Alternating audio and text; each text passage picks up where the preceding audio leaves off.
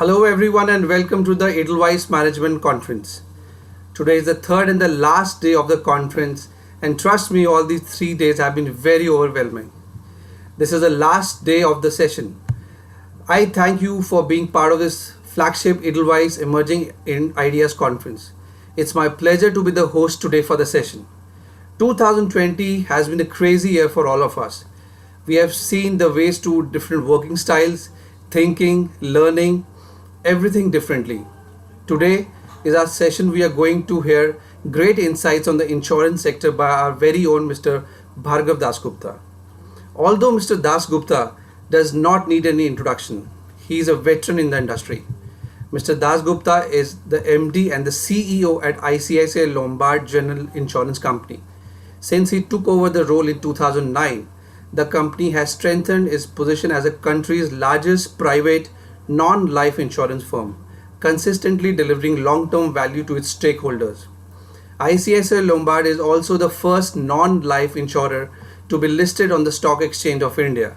Mr. Bhargav's philosophy of customer centricity has enabled the company to introduce several best-in-class risk management solutions backed by the latest technology platforms to meet the risk mitigation needs of the customers. Mr. Dasgupta began his career with the erstwhile ICICI Limited way back in 1992, and he has held critical leadership position in diversified businesses areas of ICICI Group, including project finance, corporate banking, treasury, e-commerce, strategy, international banking, and life insurance. Some of his key roles include COO of ICICI Econet Limited, where he was responsible for private equity investments in the internet, communication, and technology sectors, incubation of new internet related businesses, and initiatives of various businesses units of the ICICI Group. He also set up the international banking group of ICICI Bank and built its presence in 15 countries within just 4 years. Prior to his role at ICICI Lombard, he was an executive director of ICICI Prudential Life Insurance during October 2006 to May 2009. Mr. Dasgupta holds a PGDBA from Indian Institute of Bangalore and BE Mechanical degree from Jadavpur University. He is currently the chairman of FICCI's Insurance and Pension Committee and also is a director on the board of BFSI Skill Council of India. He is also a member of IRDAI's appointment committee of both Health Insurance Forum and Insurance Advisory Committee. Let me now welcome Mr. Dasgupta and over to you, sir.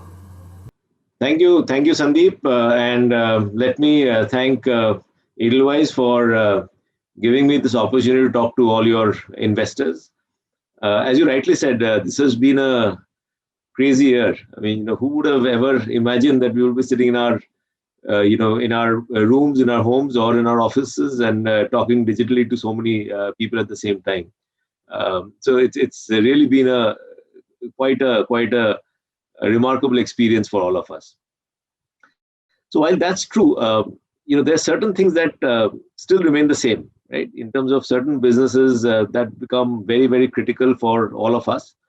There are certain, solutions that clients will continue to need, and one such solution is insurance, because one of the things that people have probably realized even more, at this point in time, is that the type of risk that we anticipate at times can surprise us. We anticipate a certain future for ourselves.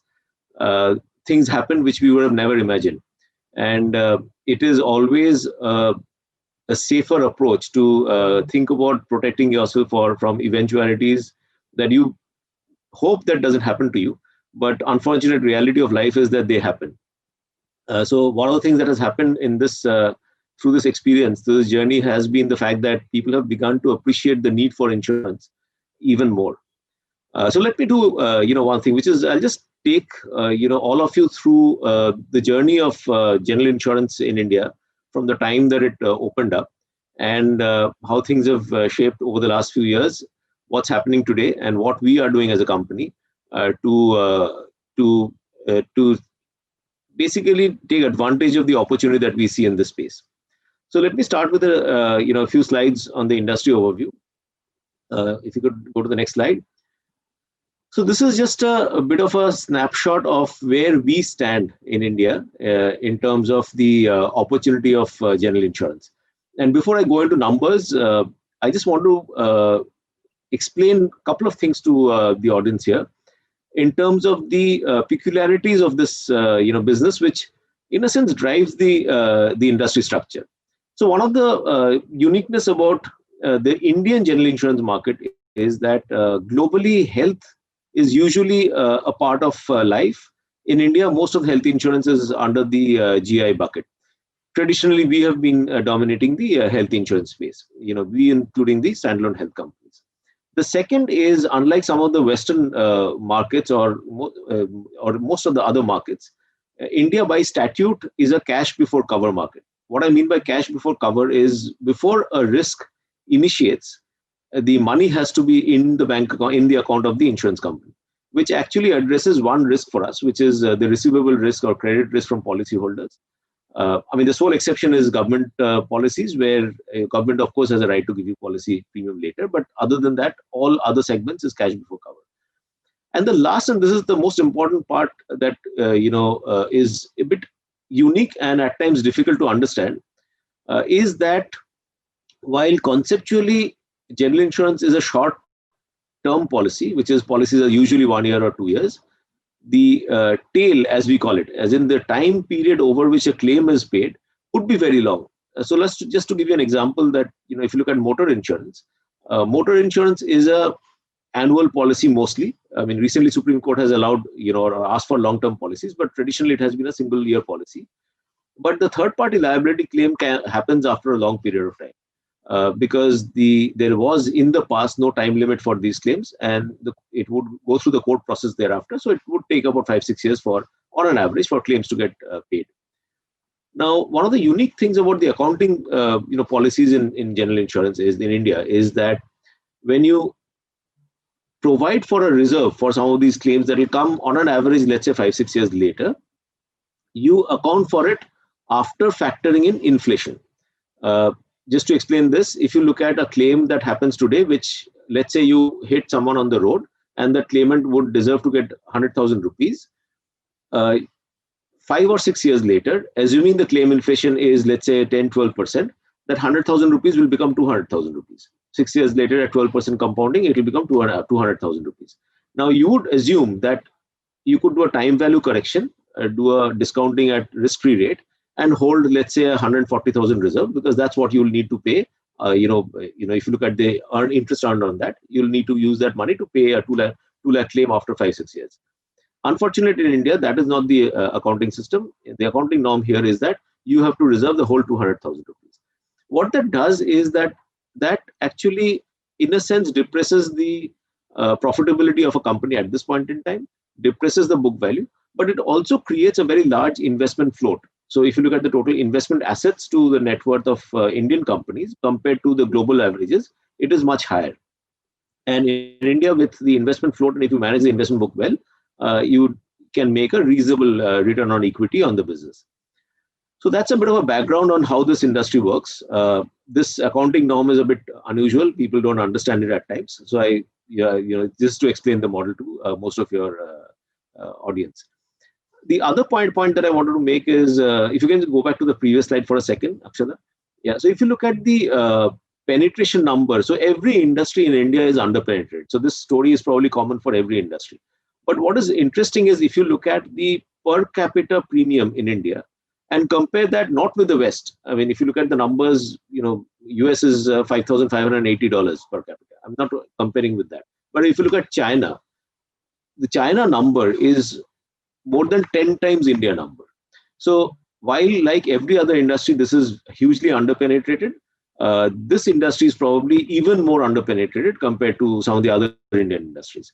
And if you've seen, even today, there was an article in the papers which talked about the fact that 57% of the vehicles that ply on the roads of this country, people don't have insurance. And this is when insurance is mandatory. It's a legal requirement to have insurance when you drive a vehicle. So that's the level of underpenetration that we see.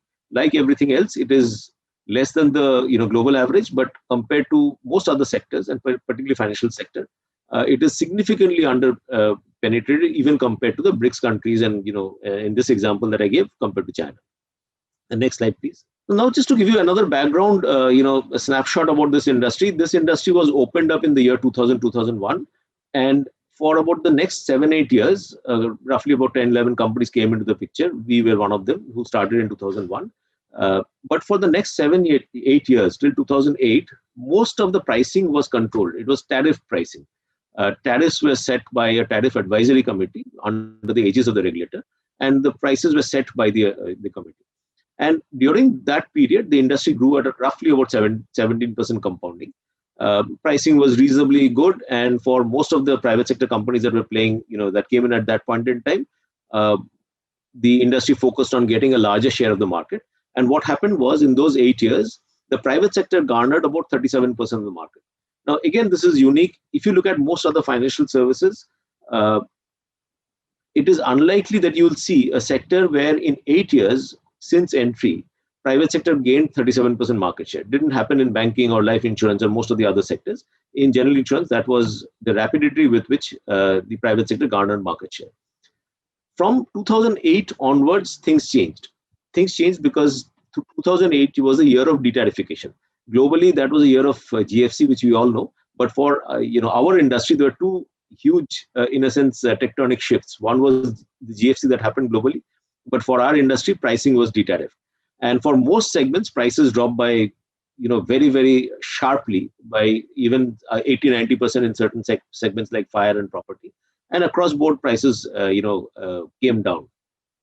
But what is interesting is, even there, from 2008 to 2020, you will see the industry still grew at about 17% compounded. So in terms of the opportunity in this industry, so obviously the sum insured or the underlying volume growth was higher, but the GWP growth was still 17% in spite of the price correction that I talked about. And in this period, the private sector market share increased to more than 50%. And as we stand today, for a year, for the last year, industry market share has private sector market share has gone to about 55%. Next slide, please. And in terms of the product mix, this industry, covers many different types of risks. Most companies have more than hundreds of products across small, granular risks to very large mega risks. I mean, covering, sum insureds of 100,000, crores of rupees to few lakhs. It's a very, very diverse set of products and risks that the industry covers. But the big, segments are motor insurance. Roughly, if you look at the last year number, about 37% of the market. Health insurance. This includes the standalone health companies' numbers, which is shown as part of non-life or general insurance segment, about 30%. Crop insurance, about 17%, and the balance 14-15% coming for commercial lines. This is corporate policies like property, marine, liability, engineering, and all those kind of policies. So that's a mix for the industry. So it's a well diversified industry in terms of number of product categories that we cater to, very diversified in terms of distribution channels, and in terms of number of players who are competing in the industry. Next slide, please. So given this context, what has been the company strategy? And, when we look at the strategy, there are certain elements that has been foundational for ICICI Lombard over the last, particularly over the last 12 years. Till 2008, when the industry was tariffed, you saw a growth rate in ICICI Lombard which was much higher than the industry growth rate. But from 2008 to 2020, very consciously, our growth rate was slightly slower than the industry, because there are certain segments that we've consciously decided to stay away. Very recently, we took a conscious decision of staying away from crop insurance as a company, because our focus has been in terms of building a sustainable business in a manner where there is enough margin for us to invest for the future, as also really service customers well. One of the principal, strategic pillar for ourselves is, claim service. We believe that that's the only way to build an institution for, that can survive for 100 years. And to be able to service customers well, you have to invest in a lot of aspects and have the balance sheet to pay claims smoothly and fast. So there has been a lot of focus on building a sustainable business. But when I look at, certain key foundational pillars that I talked about beyond, customer service, there is the diversified product and distribution approach that we've taken. There is, the excellence in customer service that I talked about, but a lot of focus on using technology. Just go back for a second. Let me just complete that slide. Yeah. And third is in terms of a very robust risk management framework. We are in the business of risk, and I'll talk about this later, but there is a lot of focus that we have in terms of different types of risks that we have as a company, and how do we mitigate some of those risks. And we believe that's the only way we believe that you can create a sustainable value. Next slide, please. So just to give you a breakup of our business, and I'm using last year number because this year is a bit unusual for reasons that all of us know. So last year is probably more reflective of the mix of products. Roughly about almost 50% of our business comes from motor, about 25% comes from health, and rest of it from commercial lines. That 17% number that you saw for the industry, which is crop insurance, we don't have any as we speak. We have been a pioneer and one of the leaders in that segment in the past, but for reasons which are more temporary and driven by very aggressive pricing and reinsurance terms, we've decided to stay away for the time being. So this is our product mix at this point in time. I think what has helped us, over these years in an industry where, as I said, prices really dropped from 2008 onwards. I think this diversification of product mix has really helped us in terms of building sustainable value, and we'll talk about that in due course. And the second thing that we've done is focus a lot in having a very granular and distributed, distribution model, so that there is no concentration risk where we are dependent on one or two players.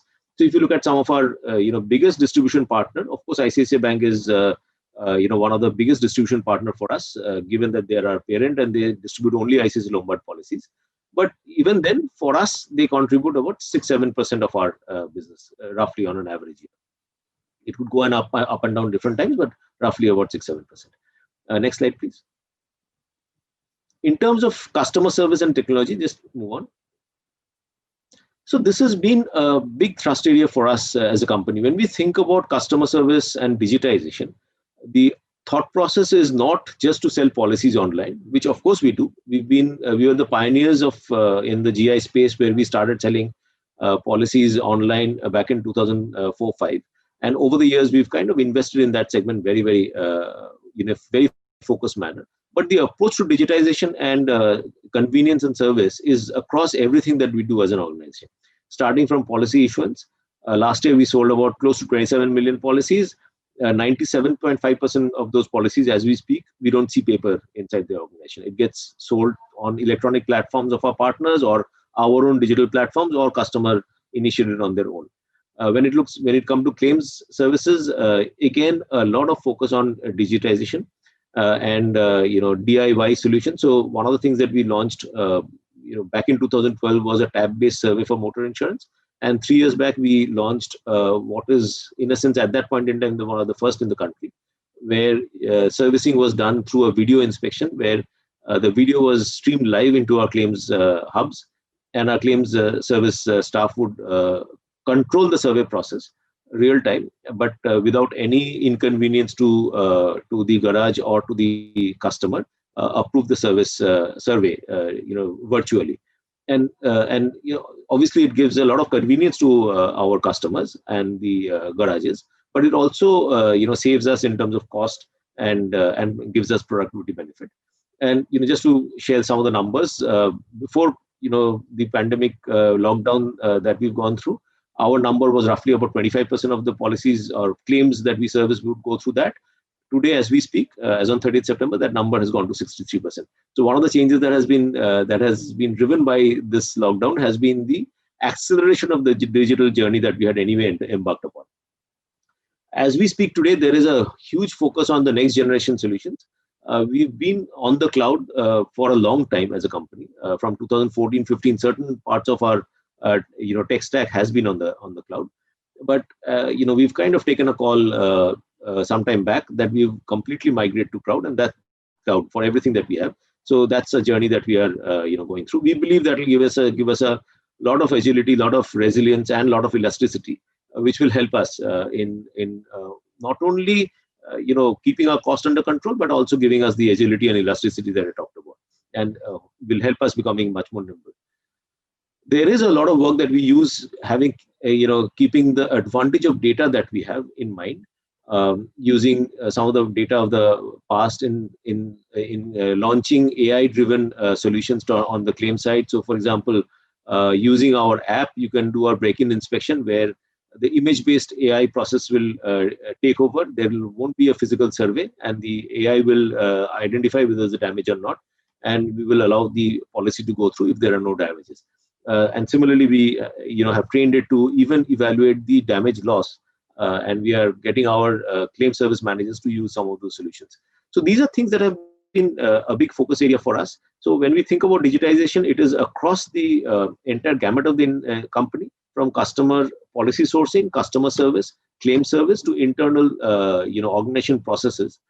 And over the years from 2008 to 2020, if you look at our headcount in aggregate, for us as a company, back in 2008, we had close to bit more than 18,500 people across our employees and all FTs. That number has now come to about 10,500 people, while our policy count has gone from 3.5 million policies to 26.5, almost 27 million policies. So we've got a productivity CAGR of about 15%. That's largely because of some of these technology and digital initiatives that we've launched. While on the other side, on the customer side, clearly that has benefited us in terms of getting more customers. As we speak, there is a lot of effort that we are putting in terms of creating a long-term, flexible operating architecture as a company. And we've taken a call, which we've announced after our first quarter numbers, result in May, where we talked about the fact that we will become a flexible workspace organization where we will give choice to our employees to work partly in office, partly from home, whether it's at the base location or otherwise. And that's something that we've already embarked on. And there is a lot of work that we are doing as a company in terms of building capability of working in this new environment that we are all living in. And we believe this will change the way organizations will operate in the future, and we are preparing for that as a company. Next slide, please. I touched about the risk framework, and just go to the next slide. So when we look at our risk, the risk is not just in terms of insurance risk. That's what we call the underwriting risk. The risk that we take on board, for which we get very small premium and we pay a large claim if a claim comes. That's a very important part of our risk, for an insurance company. But there are other components also. These are in terms of the way we protect our balance sheet through reinsurance structures, the way we operate our investment, business, investment part of our business, the way we reserve. All of these are absolutely critical when you look at building a viable business and a sustainable business. So just to talk about the underwriting side, one of the capabilities that we've built, given our data analytics, the fact that we have data over now 20 years, which we've digitized and recorded and stored properly, we have a lot of capability on analytics and propensity models, etc. Our actual team has built predictive loss cost models with which we are able to predict when we let's select a policy particularly in the granular portfolios in the retail side, what is the predicted loss ratio that we'll have for a particular risk that we are bringing on. And some of these tools we use even at the sourcing stage.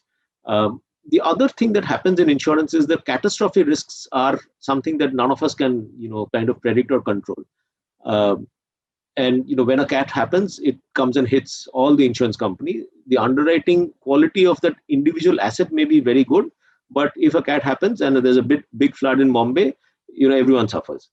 But even there are ways to contain your or ways to select the portfolio in a manner that you contain your catastrophe risk. So you would think that when a catastrophe happens, whatever your market share, you would end up having that kind of a share of the losses. Because we are a distributed company, we are not in one geographic location. So when cats happen from the north of the country to Chennai to the cyclones in the east or in Mumbai floods, we have exposure everywhere. So the expectation would be that we would have hits whenever a cat happens. But if you can go to the slide 24 and click through to the actual experience that we've had. So if you see all the major cats that have happened from 2014 onwards, and we've had quite a few cat events in this country. Whenever we present this slide, there is a bit of a question that how is it possible that you have always had a much lower share of losses of cats as a company compared to your natural market share. So if you see all the cats, we would have had a much lower share of cat losses compared to a natural market share.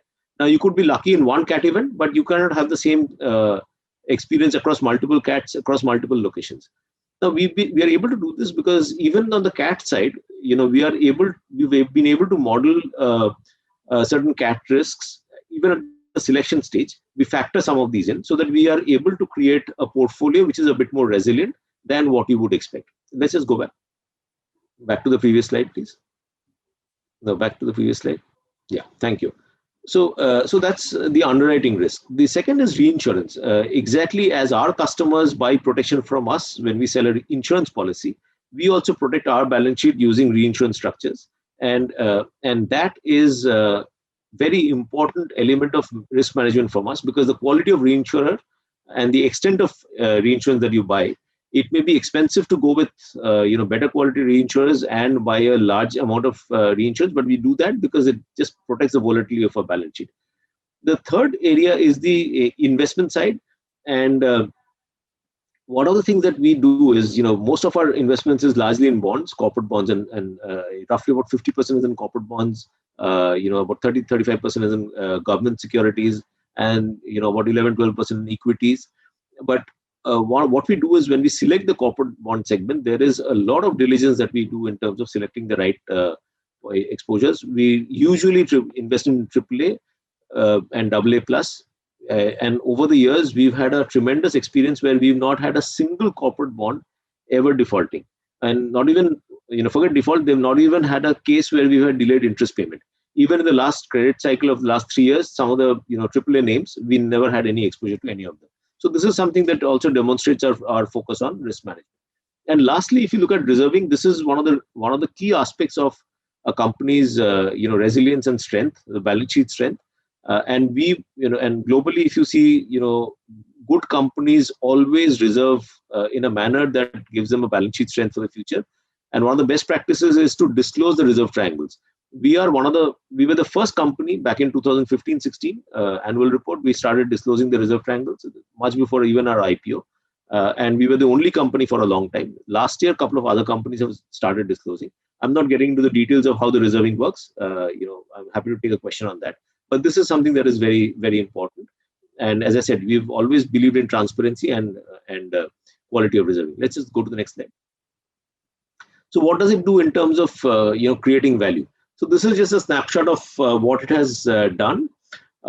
We give the 2008 to 2020 numbers because, as I said, 2008 was a very important event where prices were de-tariffed. So what happened prior to that was very different, but the industry completely transformed from 2008. So if you look at from 2008, as I had explained, the industry CAGR was almost 17%, 16.8. Our CAGR has been about 12.3. We've grown slightly slower than the industry. Our growth numbers were similar to the industry, but then we took a decision of reducing our crop portfolio entirely, as I said, a couple of years back. That has had an impact. But if you look at the policy count, that number from 3.5 has grown at a CAGR of 18%, and industry CAGR there is 11%.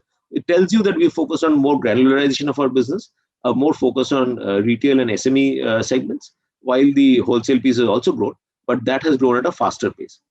And what is more interesting is the profit after tax CAGR that we've had. Industry in this period, while the GDPI CAGR has been about almost 17%, the profit compounding growth rate has been actually a negative 12.2%. So for the industry, the amount of profits that the industry made in 2008 is much more than the profit that the industry made in 2019. And in fact, if you look at 2020, the number is a negative number. So it's the minus 12.2 cannot be even calculated. It's significantly lower. So we've looked at 2019 numbers. So the industry was making a reasonable amount of profit when the tariff regime makes large losses, as in 2020. But our profit compounded growth rate has been almost 23% in this period. So we've grown our profitability almost 12x in this period. and headcount productivity I talked about. And finally, the balance sheet strength is vital for an insurance company, because you have to be there to pay claims. And there, our solvency is much higher than the minimum required as per the regulator, 2.74. It also gives us a lot of cushion for growth for the foreseeable future, and we don't see the need for any capital to grow. As we look ahead for the next 2 to 3 years. Next slide.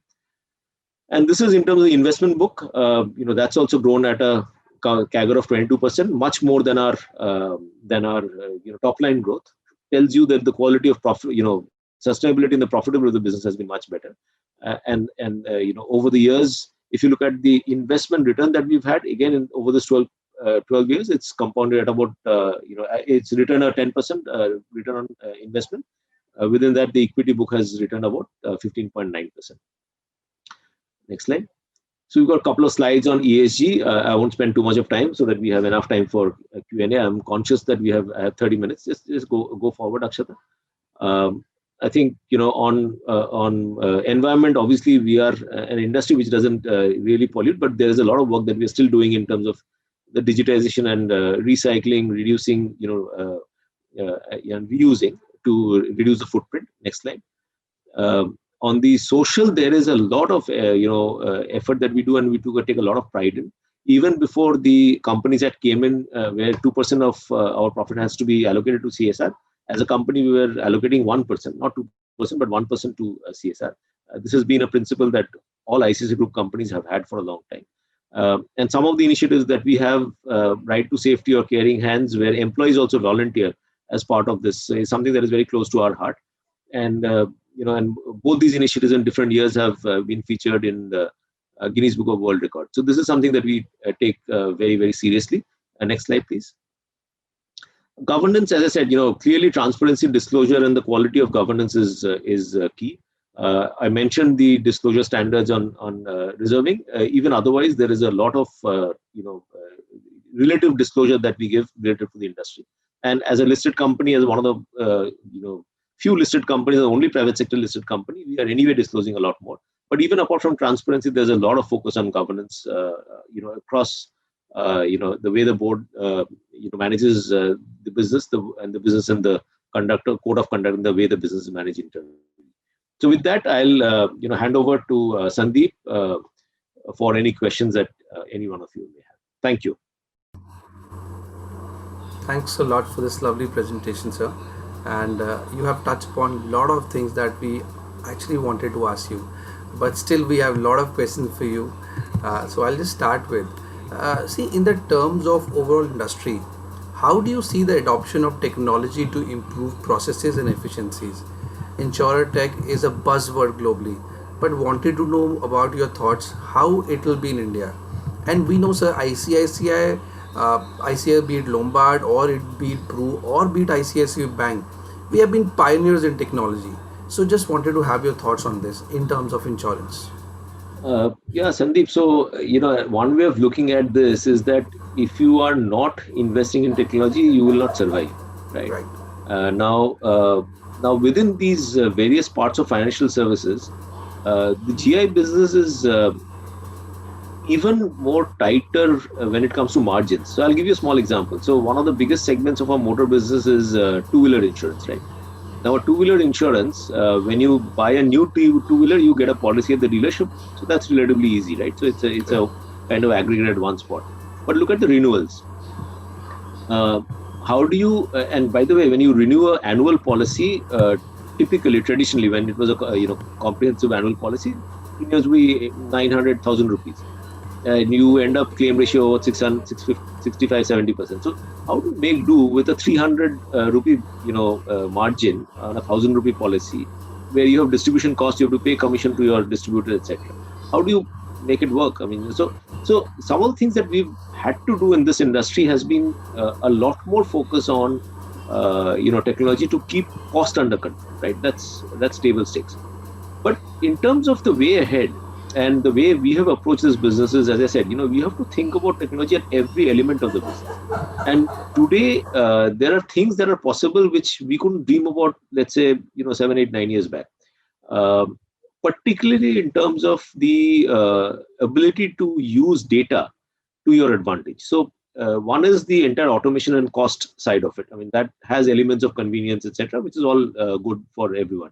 But the way you can now use data to take decisions and do not just the simplistic work flows that automation can take care of, but more decisioning work. That is to me very powerful. So I touched upon the fact that a lot of work has happened in terms of AI ML. So I'll give you another solution which I didn't talk about, which is on the claim side.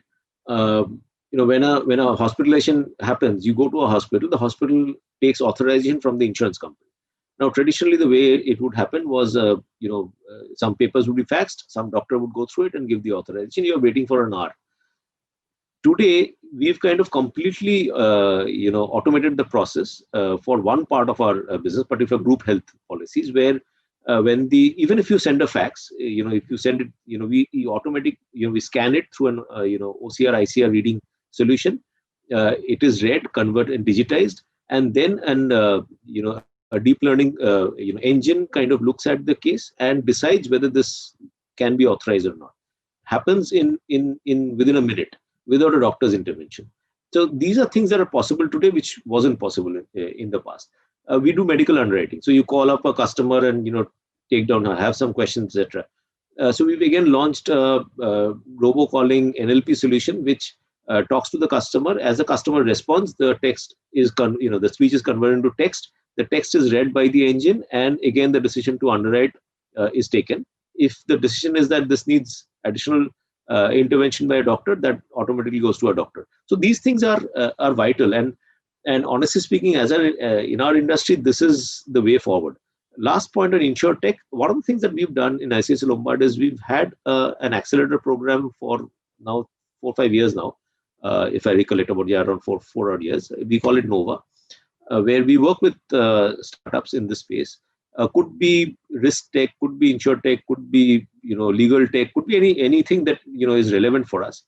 Where we partner with about 8-9 companies. We have a structured process of selecting, and then we work with 8-9 of these companies to see if we can bring some new solutions to our corporate customers or retail customers. And that's really helped us in this journey. Over these 4 or 5 years, we've worked with about 50 such companies. For them, it's a go-to market. For us, it's a new solution. And lastly, I will make one point which I didn't in the presentation, is that we see ourselves as a risk solution company, not just insurance company. And when you think about a risk solution, then you can do a lot of work with IoTs and other predictive tools, technology-driven tools, to go and tell your corporates how to prevent a claim, prevent an accident, rather than just pay a claim. And that's a journey that we've taken. We are working with close to 3,000 companies where we use some of these technology components to do exactly that. Interesting. Thanks a lot, sir. Sir, telematics has played a key role in improving underwriting standards in developing world. How do you gauge the potential of that in India? And is ICICI focusing on that? So the answer is that the telematic devices, traditionally the OBD devices, would cost a certain amount of money, which given the ticket size in India, because if you see the policy ticket size in India is much smaller than what you would end up paying in the Western world. So there, you can afford to give a OBD device free. In India, you cannot. You don't have the margins. So one of the things that we had been doing in the past was for some of our customers, we've worked with agency channels, etc., and we were experimenting. We couldn't afford to give it to everyone, but we experimented with some customers over the years to launch a policy with telematics, and using the data and the experience, we've built risk models which gives us a strong correlation to driving behavior and loss ratios. So we have that capability, we have the knowledge, we have the analytics, we have the models built.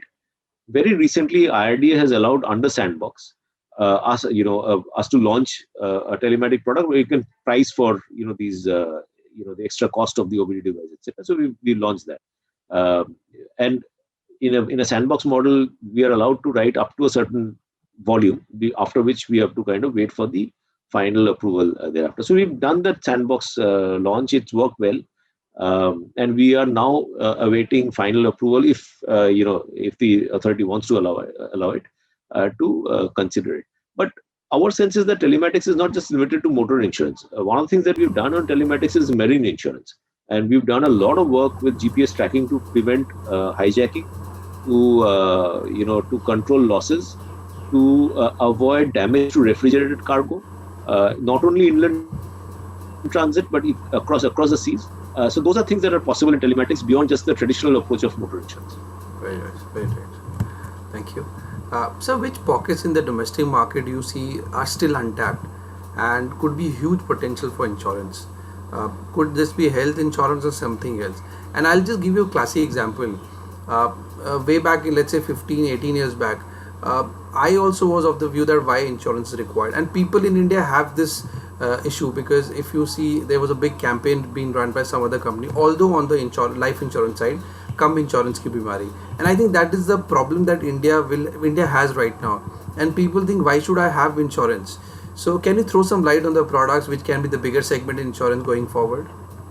Well, you're absolutely right, Sandeep. So this is, a mindset that, and this is not just India. I mean, everywhere in the world, at a certain stage of evolution, people have the mindset that something bad won't happen to me. It will happen to my neighbor, but not to me.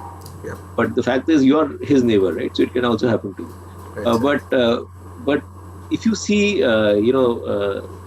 Sigma does a report in terms of the penetration of insurance at different stages of economic development. Mm-hmm. And the graph is a S-shaped graph. So the moment a per capita income crosses $2,000, the penetration starts increasing. And this is a study they've done across countries. And then, it reaches a very high level and then plateaus out. GI is a product that gets popular after people reach a certain level of affluence. And it's very logical, because when you're becoming, initially you think that, extra money, let me save, or you will say, let me buy a car. If you get a bit more money, you'll think of buying a home. Once you've kind of bought those assets, you'll then think of protecting those assets. So it's a journey. I mean, it's a typical consumer journey that we see across the world, and it's true for India. Now, to answer your question on specifics, so every segment there is opportunity. I talked about the fact that motor insurance, 57% of the motor, and largely a problem with the two-wheelers, are uninsured. If you look at health, the retail health penetration is single digit. And India has one of the highest out-of-pocket health spend country. It's a country with the highest out-of-pocket health care spending across the world. Forget the developed world, even the less developed countries has less out-of-pocket spending, because either there's a government spending model or a payer model through insurance or something else. So that has to change.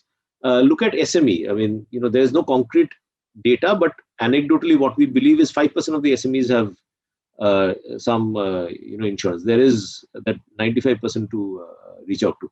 Corporates. I mean, there is this whole debate globally about whether pandemic is covered or not. Now, that is covered in what is known as business interruption policies. India there's no business interruption policy that people have bought in India, non-damage BI.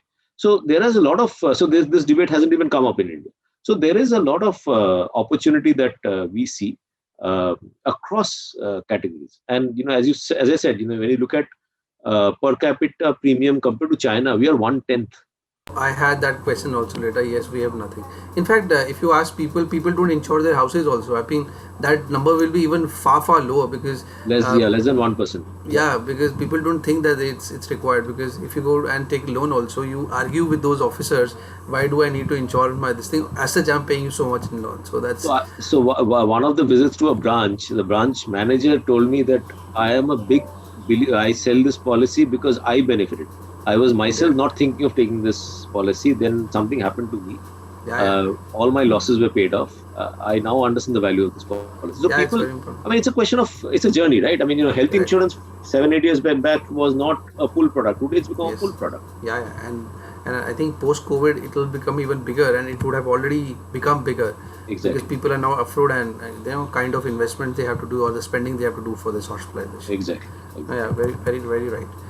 So distribution being a key in insurance businesses, how do you see digital distribution playing a role? With few companies focused entirely on the digital distribution model, like Echo, Digit, to some extent.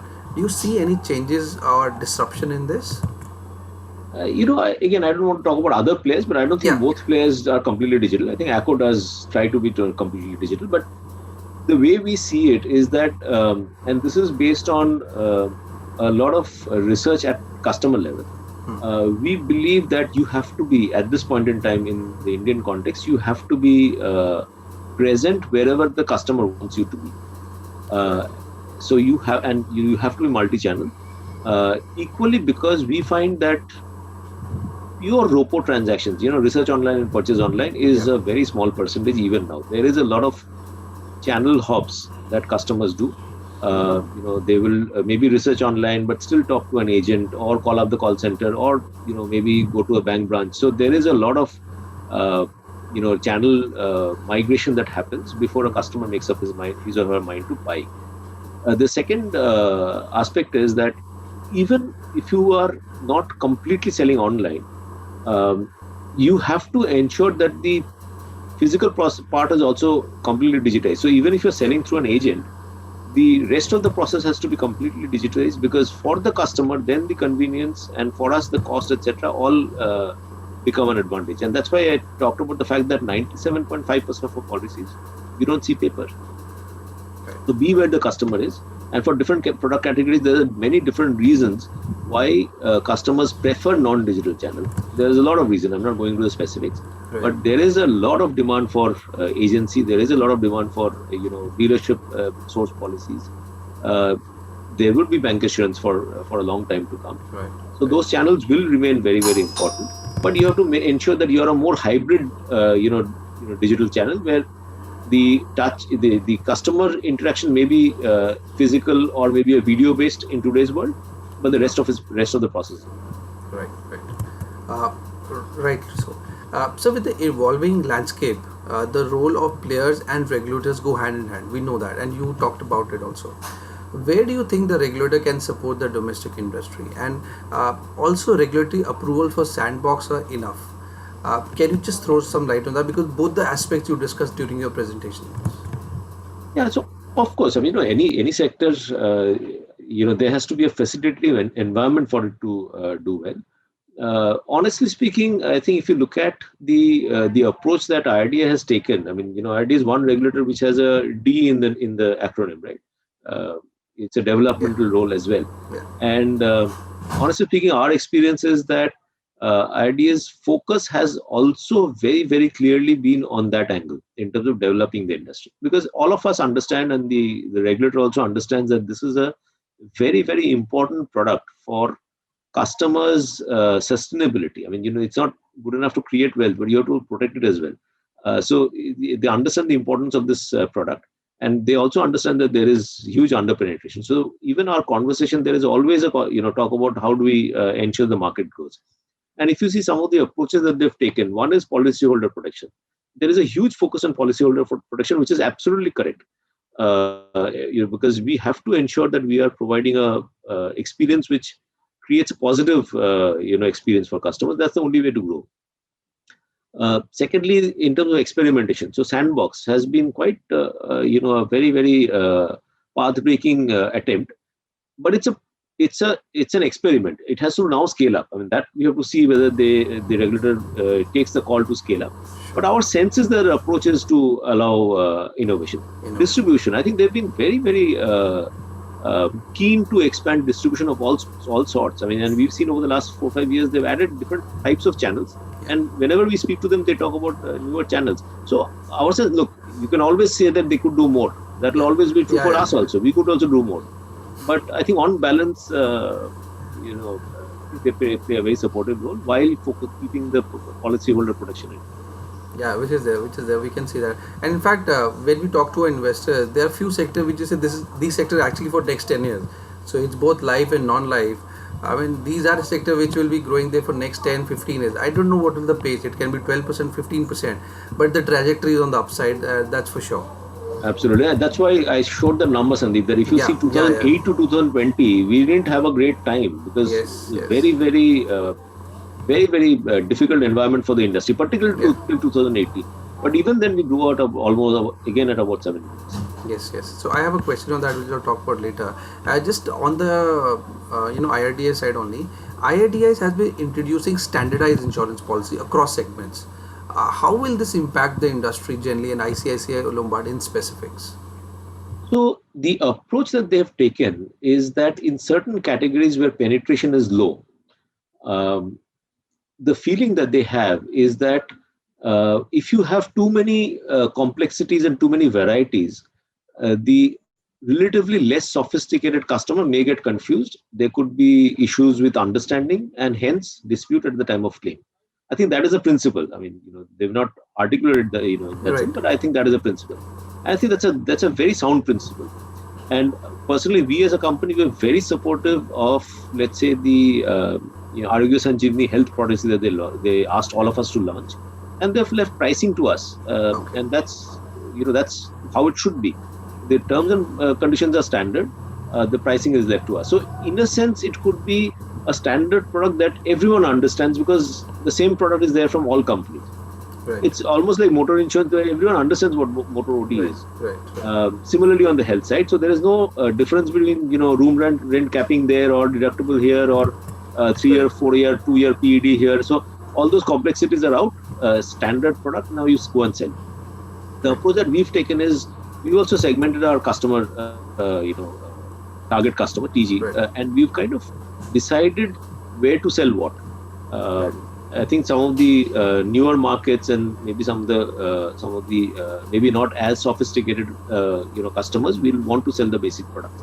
And as people get more sophisticated, we sell more comprehensive, uh, policies which cover more than what the basic product does. Right. So it Right. could be a very good approach. Of course, it has to be done with some balance. I mean, you cannot have everything standard and nothing else, Yeah. Yeah. and then that would be damaging. But as long as you have both, that is positive.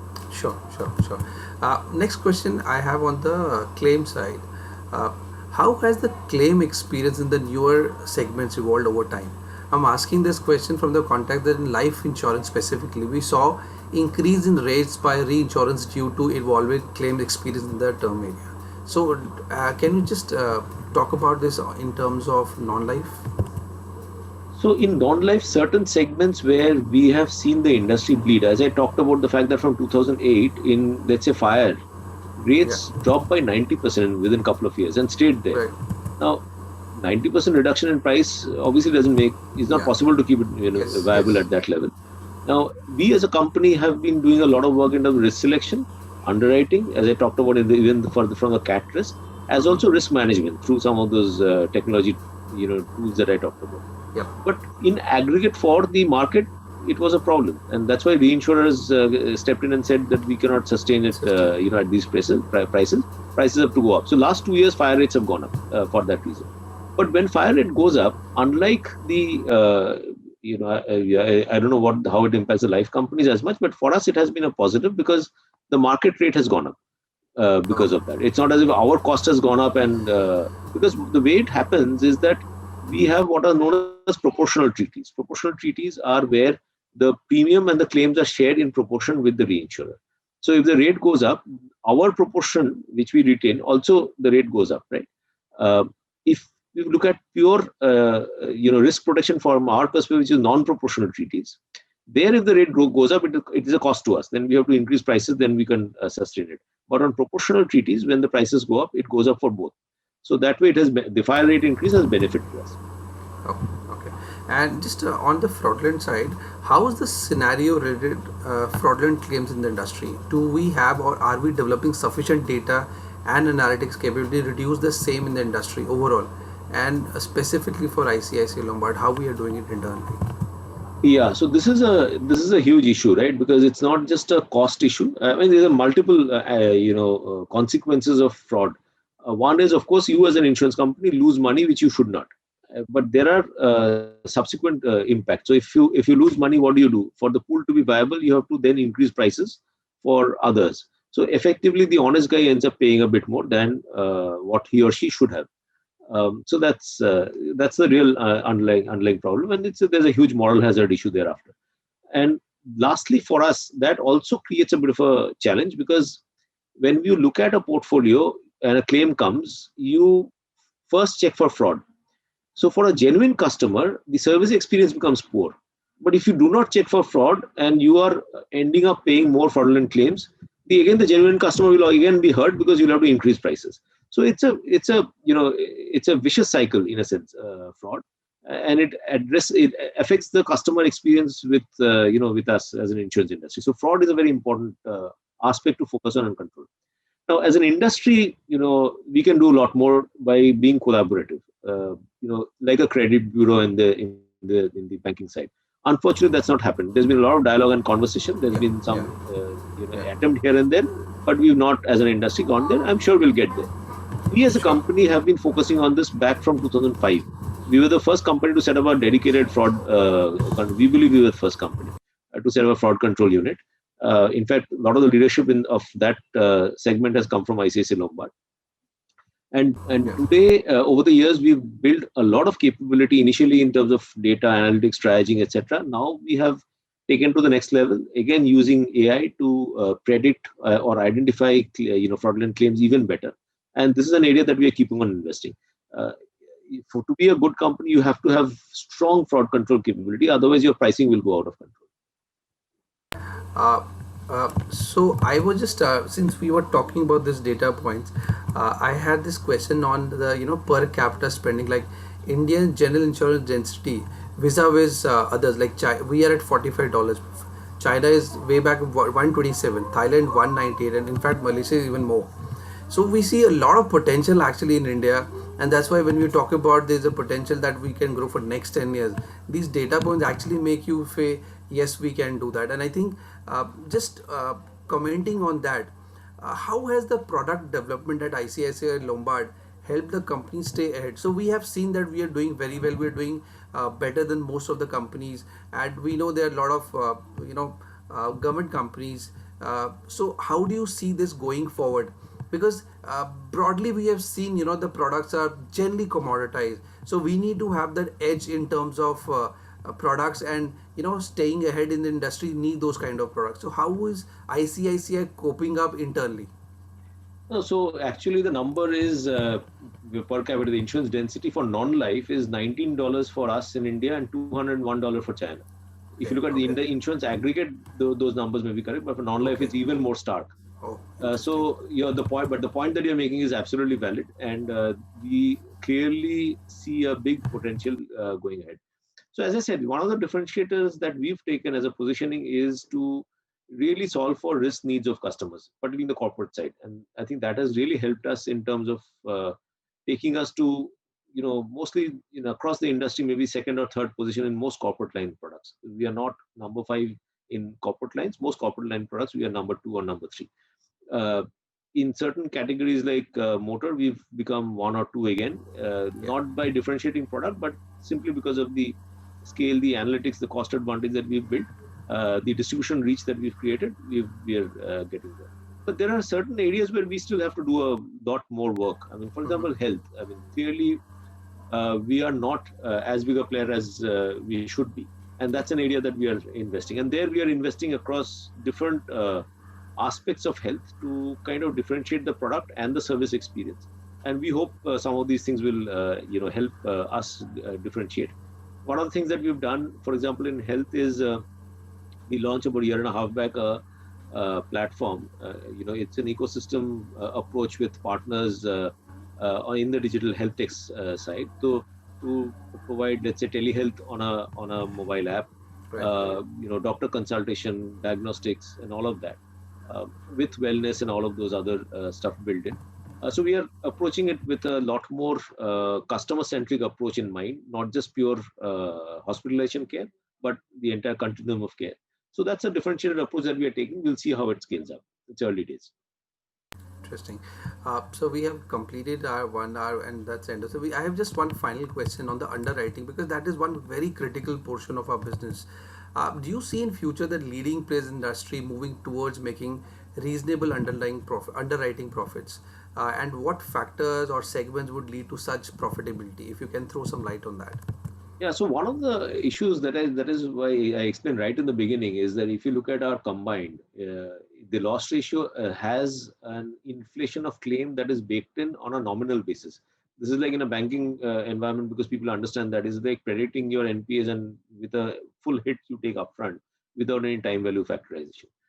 So that actually in a sense, optically increases the loss ratio and combined ratio.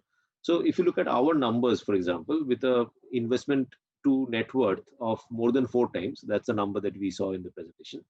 As long as we break even on underwriting, with a forget the 10% return on investment that we've had over the last 12 years, take that out. It's not possible maybe for in the future. But even if you, let's say, run with a 7% return, 7% we should be able to make, if not more. Even with a 7% return on a 4 times leverage, you are talking about a 21% ROE. I mean, around 20-21% ROE, because 4 into 7, 28, take out tax, so about 20-21% ROE. So our view is that even if you are running at 100 combined, as I said, it's optical 100 combined. If you had done a time value correction, the combined would be less than 100, and it would then look like you are making underwriting profit. But in reality, that is there in the business. That is already, we are earning that amount. It's just not been shown. So we are able to deliver a 20% ROE.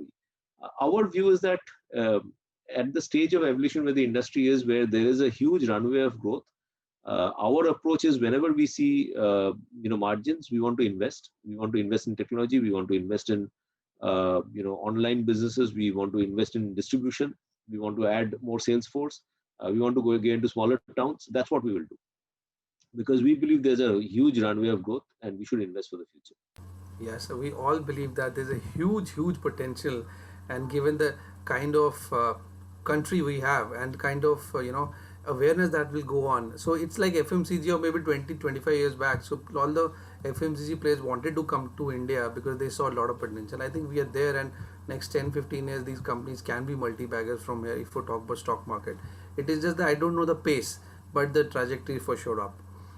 With this, we will just end the session, sir. Here we come to the end of the session. I would like to thank Mr. Dasgupta and the audience to come and listen to us. With this, we come to end of the Edelweiss Wealth Emerging India Conference also. This was the last session. And sir, in last 3 days, we have hosted more than 40 odd companies and 10 main tracks. Needless to say that we got a phenomenal response. And I would like to thank you all to be part of this conference. And thank you, sir. Thanks.